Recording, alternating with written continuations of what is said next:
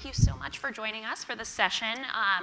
It's very timely with the UN climate report amid the backdrop of all this. It's come up a couple times over the last few days, and spoiler alert for those who have not read it, it's very grim. And it's particularly grim for agriculture, which, as we know, is sort of one of the biggest victims of climate change, but also a big contributor to it. So we'll dive into that during the session. But Carla, I really want to start with you here with the consumer perspective. So, we know that consumers use lots of different filters for their food choices. So taste, cost, but as the conversation around climate really heats up, is that one of the filters that consumers are using? And what does that mean for a big food company like General Mills? We know at General Mills that consumers have been increasingly looking for brands that help them meet their wellness expectations as well as their purpose-driven goals. One of the things I think for all kinds of consumer products, including food, is that increasingly people are realizing that with the dollar that they spend on the product, they also have an opportunity to make sure that that's advancing something that they personally stand for. We've been seeing that in our sector of natural and organic foods, that piece of the food business is growing significantly greater than conventional foods, and we really think that while it might not be specific to one particular area of purpose, for some people it is about climate and knowing what those businesses are doing. For some people it might be about what those businesses are doing for food insecurity or other cause areas, but we know that having purpose-driven brands is a big part of what people are looking for today. And are they willing to pay more for it? Evidence shows that they are. And I think what they understand is that a piece of what they're paying for is that leadership work that brands like, for example, we own the Annie's brand at General Mills. A lot of people don't know General Mills is actually the second largest natural and organic branded food company in North America because we have brands like Annie's and Larabar and Cascadian Farm, and we have been able to show that those brands are doing things that people are worth paying a premium for. Great. So Liam, you're really involved on technology that can help farmers maximize their yields, but tech investment has been slow to come to ag. Why is that, and is that changing at all? Yeah, maybe just a comment to what Carla said, because I fully agree with it. But I think, in essence, every consumer wants to eat food that's good for them from a nutritional point of view, but also somehow good for the planet. And I think we, as an industry, we've made great strides overall on nutritional labeling. I don't think we've done very much on the environmental side, so really looking at what is the environmental impact of food. And there I think there's a great opportunity. And this comes in with, if you talk about now from a technology point of view, I think particularly with digitalization, we can do a lot more to actually trace what's happening on the farm right through to what consumers are eating and educate them as well about the environmental impacts of what they're eating. In essence, there hasn't been, I'd say, enough investment into agriculture in general. We're a research and development based company. We spend a lot of money. We spend a couple of $2 billion a year in R&D. But a big reason why there hasn't been so much investment in technology as well is because often there is a sense that science and food don't really go together. Maybe the consumer acceptance is not going to be there, and that's something I think that we need to address. All right, so we're definitely going to dig into that. That's a really important point. So Murat, I want to move on to you. Let's throw another complexity into this. So not only is agriculture facing massive climatic changes, but we also really need to increase food production in order to meet our increasing population demand. So quickly, tell us what your company does, and from your vantage point, can we even hit these targets, which is something like a 70% increase in food production by the middle of the century? Well, I think we've got to recognize that the world is scarce on two major resources, and that's land and water. And I think that, if we look at the Canadian context, we've had a really strong transformation in Western Canadian and, northern tier state agriculture over the last, decade in particular, with the, change in cropping systems from a wheat, canola, and summer fallow rotation. So summer fallow is that black dirt soil, to the addition now of pulse crops. So lentils, peas, chickpeas, and beans. And that's your department. And that's the business that we're in. So we're the largest processor in the world of those commodities. And the Western Canadian and Montana, North Dakota transition in this has, led to over 10 million acres of production. And, the cropping rotation, the reason that this makes so much sense in terms of environmental sustainability is that those crops fix nitrogen naturally in the soil. So after the oil seed, the pulse crops actually do that nitrogen fixing. And so when we look at water use efficiency, we look at soil conservation, we look at that overall cropping system, Canada has a very strong story to tell. And, when I look at, our ability, if this is the agricultural century, I believe it's actually Canada's century, and we have that opportunity. It's become a multi-billion-dollar industry. It's sustainable, and it feeds into that whole trend, in terms of natural, non-GMO, gluten-free, high protein, high fiber, Yes. Water use efficiency. I mean, these are all the things that are necessary, because the bottom line is that if we don't embrace alternative vegetable protein as one of the elements of feeding the world's demand for protein, we're not going to make our food targets. Yeah. And I think that's one of the big challenges. That's what keeps me awake at night. So Carla, I mean, what you've done over General Mills is really interesting. So you're a CPG company, Yes. but you've really gotten into agriculture. So tell us a little bit about what drove that choice and what you're doing. General Mills is 152 years old, and we started as a flour milling company on the banks of the Mississippi River. And so we have really been an agriculture company since the beginning. I would say this return focus is our own sense of, we've always been a business that prided ourselves in being in service to the people we serve around the globe. Our mission is, we make food that people love, and we serve the world by making that food people love. But one of the things that has become increasingly difficult are the agriculture pressures and their impacts on our entire manufacturing chain, all the way from seed to shelf. Our businesses are under so much more pressure as a result of the climate impacts. A lot of people aren't aware that 1/3 of global greenhouse gas emissions come from the food system. And we're very aware that 80% of that impact has to do with the agriculture aspect of the food business that we're in. So if we mean to stay in the food business at General Mills, then this problem that we're facing, that we have been a participant in, we realize now we have to make positive contributions. And so we've become very focused on learning and advancing practices of regenerative agriculture, and that's what we're really talking about as a way of sequestering carbon and increasing the stability and health of the water tables. And so at General Mills, we've said we have a self-interest in making sure that the food system is more stable, and that the communities and farming communities we collaborate with are also more stable and thriving. But we also know that we only succeed if our communities are doing well.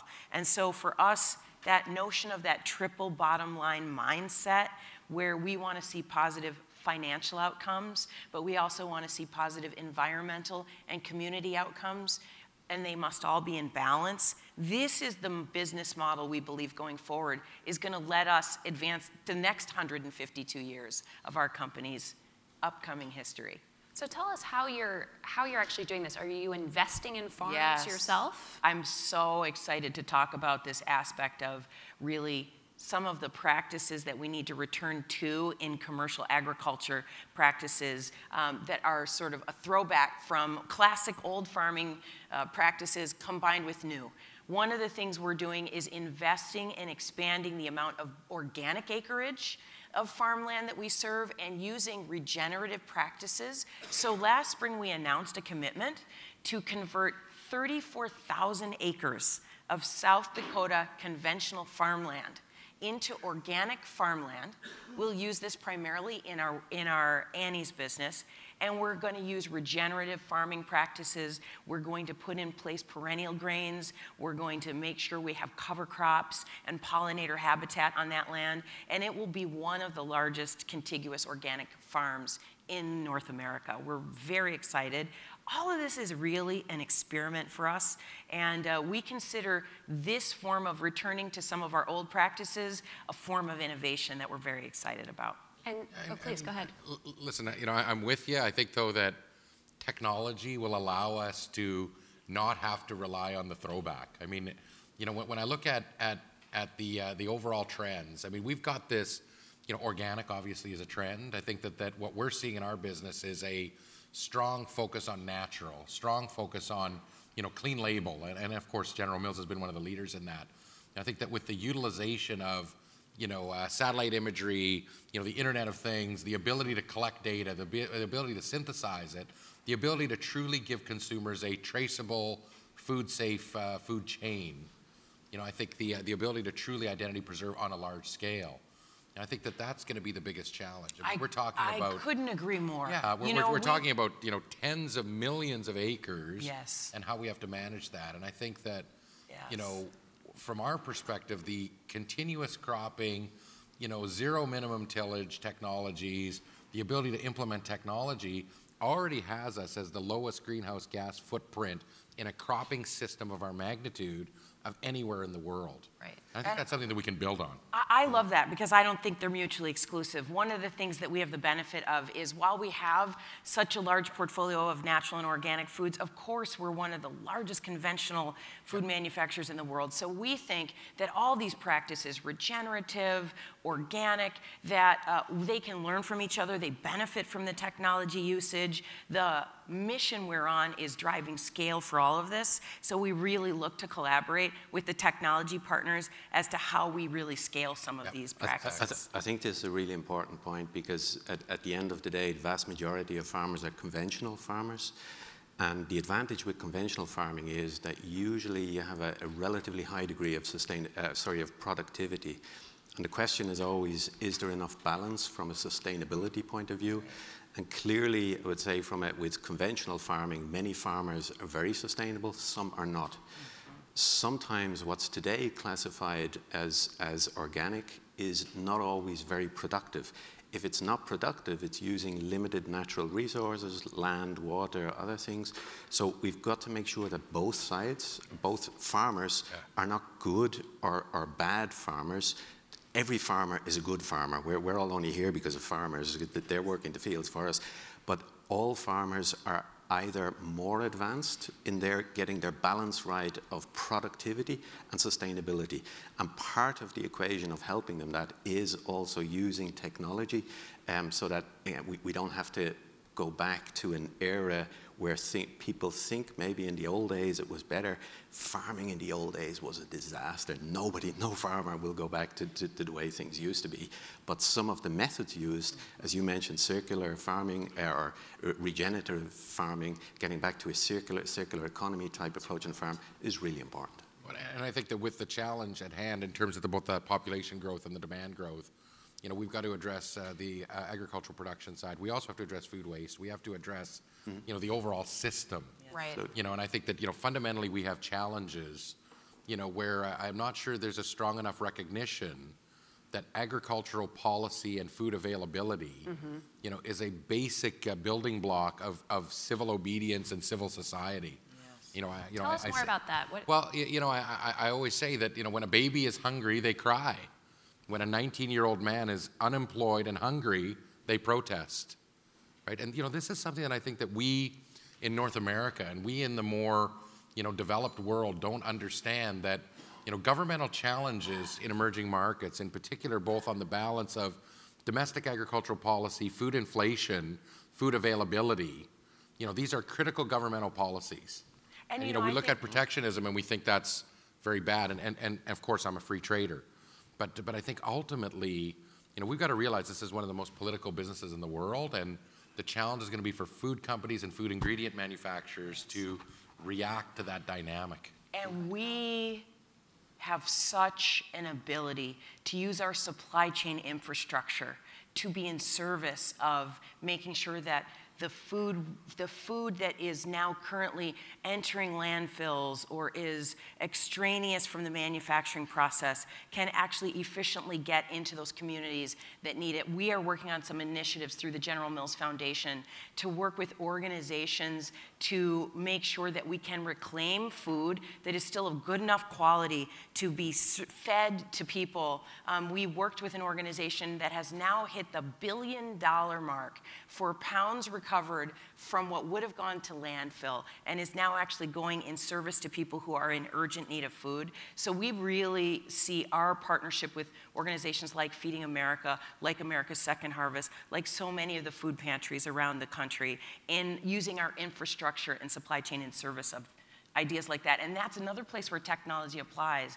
There's a really cool initiative that's almost like the Uber for food waste that we are part of, where we are connecting places like airports or restaurants or food service cafeterias that have foods that have a reduced shelf life, and they know that they have to find that next place to just exit those foods from their supply chain and their storage system. And we're finding places that are in urgent need, school systems, community groups, and we're putting the technology in use to getting those two stakeholders together so that food doesn't go to waste. We've got to address that long before it gets to food as well, though. I mean, post-harvest storage is going to be one of the biggest opportunities, I think, in terms of, farmers' ability to collect products, store it properly.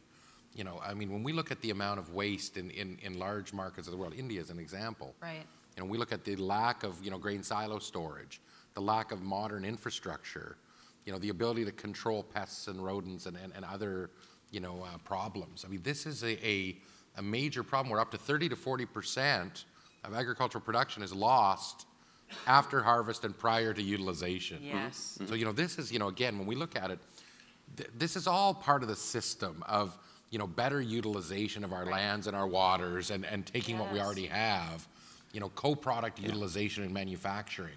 But today we don't have efficient utilization. Yeah, it is two different issues. I mean, particularly in the West, the main issue is waste, which I think can be addressed by some of the issues that you mentioned. Yep. Was also with a farmer yesterday. It was a nice example in Canada. I mean, nobody wants food waste, but it happens. And they've set up a system here, quite near here in Ontario, whereby basically the food waste is allowed to compost and is then used as fertilizer to bring back organic material onto the farm. So you want to avoid food waste, but at least it can be used. The bigger issue, I think, is really in developing markets, where the infrastructure is just often not there, and that's why so much food, it comes off the farm, but it's not getting to the end consumer because there's no storage system, there's no infrastructure, multiple other problems. And this is the one that I think we actually need to fix quickest. How do you do that? But for the simple reason, we all talk about the additional 2.5 billion people who are going to come onto the planet Earth, and they all need to be fed. They all need land to live. It's not here. It's in Africa and it's in Asia. And farming there is all smallholder farming, and they all suffer from infrastructural issues. So this requires investment. Right. And I think here that this needs to be a coalition of public-private investment, because no company and no government is able to solve any of this only by itself. We have an initiative called Partners in Food Solutions that is at work. What we're doing is we're taking our food technology experts, our supply chain experts, our manufacturing R&D experts, taking them over to Africa and coming together with local municipalities and governments and small shareholder farmers and trying to close a little bit of that chain. Because if that farmer, if she does not have a way to get her... It is often she, right? Yes, that's right. If she does not have a way to get her food product to the people who need it, if the transportation is where that gap is, then her family might, and her community might still be living just at subsistence levels. So one of the things we're doing is we're working with both people who've retired from our company but still feel that call to purpose and mission, as well as some of our existing technologists, and sending them over where we can continue to help bring scale to that in Africa. Great. Yeah, sorry, go ahead. Oh, I want to bring this back to the technology question and consumer piece, because I think this has come up a couple times now, and I think is a really important point. And Liam, maybe you can hit on this first. you just acquired Monsanto, which for a lot of consumers is a dirty word in agriculture. Why is there a resistance to technology in food? And did that come up for you when you were looking at that deal? Yeah. Well, for sure we didn't do the deal because of the reputation of Monsanto. It was more related to the portfolio and the people in the company. I think at the end of the day, food it's a highly emotional product. It's consumed every day. It goes into your body, and people want to have a sense again that this is wholesome and that nobody has played around with it. And again, ideally, it should also be produced in a way that's not harming the planet. And there is often a kind of an ideological belief that nature will produce the best food. Reality is mankind for thousands of years has always developed, through agriculture, has developed food in different ways, often through very random manners that from an environmental point of view are actually a complete waste of resources. And with the beauty of science is we can do things in a much more targeted manner. But as we do that, I think we've got to be very careful that we take consumers with us. The technology is way ahead of the consumer acceptance. And I think what we need to do is invest much more time in explaining what the benefits are of certain technologies, both from a nutritional and from an environmental point of view, and then let the consumer make an informed choice. Yeah, I think that I call it, I have 16-year-old twins, and I call them the instant gratification consumer. They grew up with a smartphone in their hands. They're used to having that data at their fingertips. And, that ability to, take that emotional, connection to their food and deliver them the data and to deliver them, the information that they require and demand. I think that's going to be one of the biggest challenges, for the food industry. And I think that, consumers are, aware of the environment. There is a growing trend to, more single ingredient or limited ingredient food products. I look at, again, General Mills with a number of single ingredient pasta products and, other that have been very, very successful launches. There's a mom's pantry type mentality where, we're seeing this consumer group that's 10 years away from being the target consumer, wanting to see food products and things that are in mom's pantry, on a daily basis. If they can't pronounce and they don't know what it is, they don't want it. And I think that, you're correct, they may catch up, right, to the science and the technology. But I think that if we as a food industry and as an ingredient industry, start to say science will govern, we're going to be in really big trouble 10 years from now if we forget about, the will of the consumer. Sure. And I think that's been one of the problems of the, CPG companies in food is that, I think there was a view maybe that the legacy brands and the legacy food products could last forever. And there's been strong innovation, recently from those companies to try and catch up. Yeah. Carla, go ahead, because I am curious about how you walk that line between giving consumers what they want and sort of answering some of these bigger questions about how we feed the world. Well, it might not be popular back home, but I always like to tell my teams, our boss is not in the building.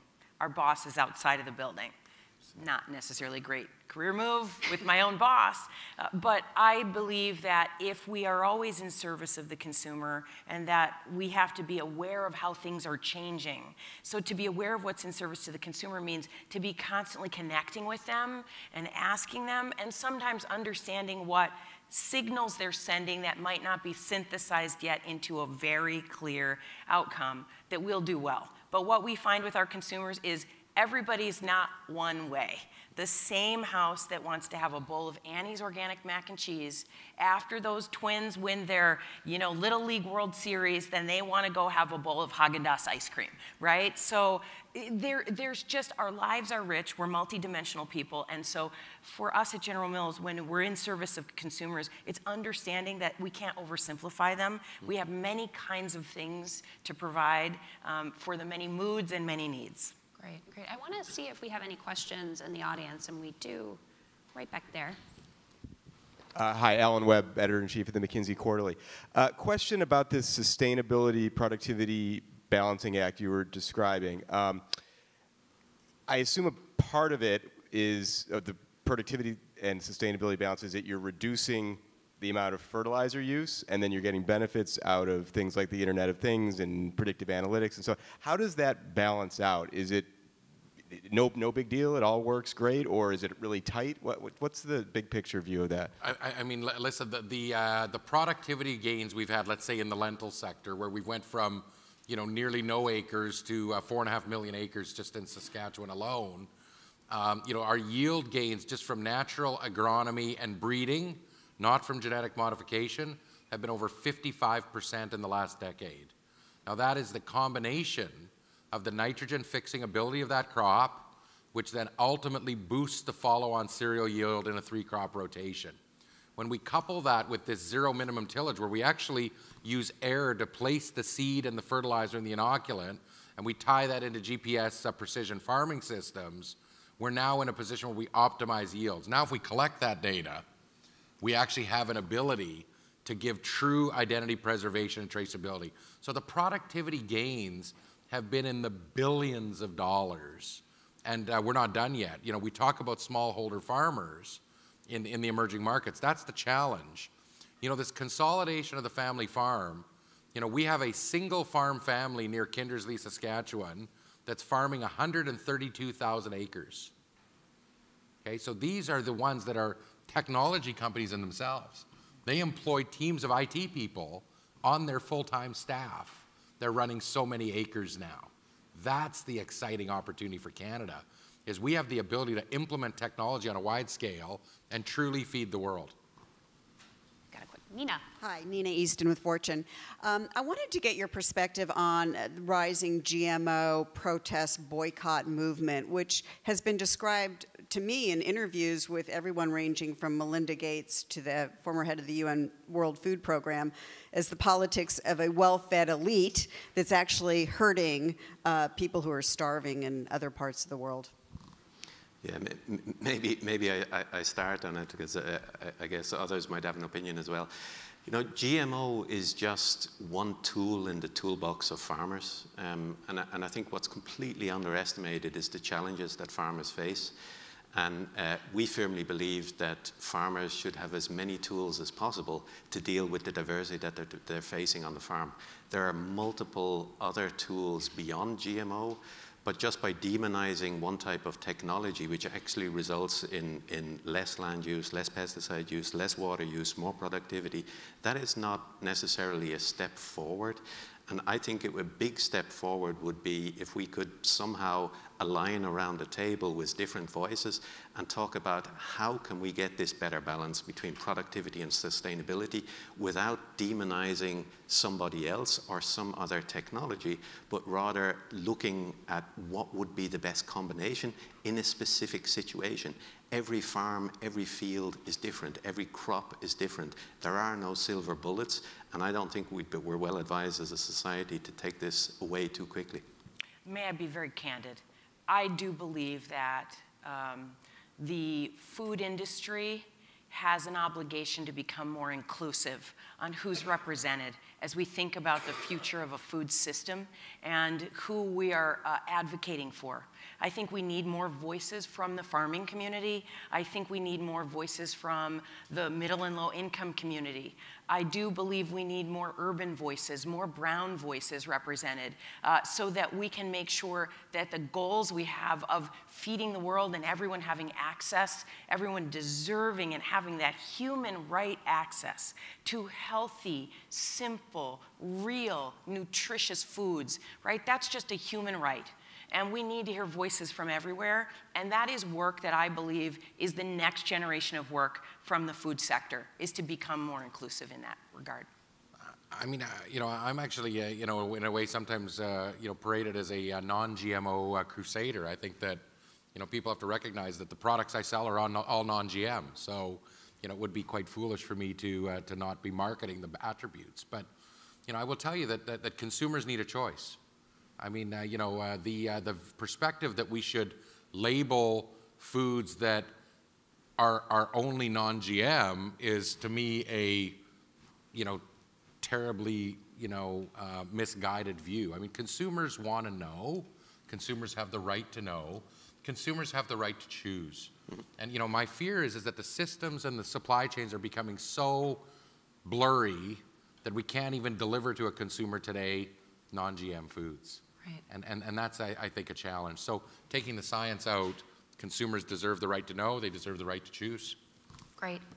Well, thank you so much for telling us about the Century of Ag, and we really appreciate you all being here with us, so thank you so much.